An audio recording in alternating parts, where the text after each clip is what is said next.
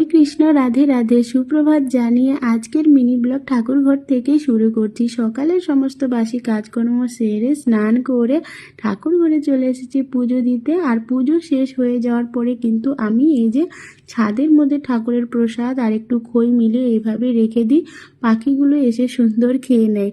তারপরে আর চলে আসলাম আবার একটু গাছে জল দিতে, কেননা ছাদ থেকে না নিচে চলে গেলে আবার ছাদে আসতে ইচ্ছা করে না। আর আমাদের ঠাকুর ঘরটা কিন্তু ছাদেই, তাই একবারে পুজো সেরে গাছগুলোতেও জল দিয়ে দিচ্ছি।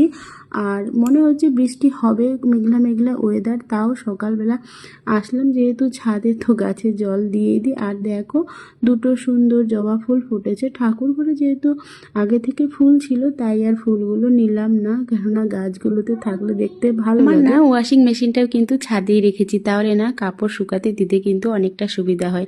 তারপরে নিচে এসে একটু গরম ভাপ নিয়েছি। আমার না একটু সর্দি লেগেছে, তাই ভাপ নিলে বেশ ভালো লাগে। আর দুপুরে রান্না হয়েছে ডাল, ডাঁটা দিয়ে, লাউ দিয়ে, রুই মাছ। আর এই যে দেখো এটা হচ্ছে চিংড়ি মাছ বাটা, যেটা খুব ভালো লাগে। আর এই যে মূলা বেগুন দিয়ে বাটা মাছ। তারপরে খাওয়া দাওয়া হয়ে গেল। আর এখানে দেখো মাম্মাম কিন্তু সকাল থেকে বায়না করছে মোবাইলের জন্য। ও না মোবাইল দেখে দেখে ডোরেমন আঁকবে, তাই তো দেখো এই যে ডোরেমনটা আঁকেছে, জানি না আমি কেমন হয়েছে।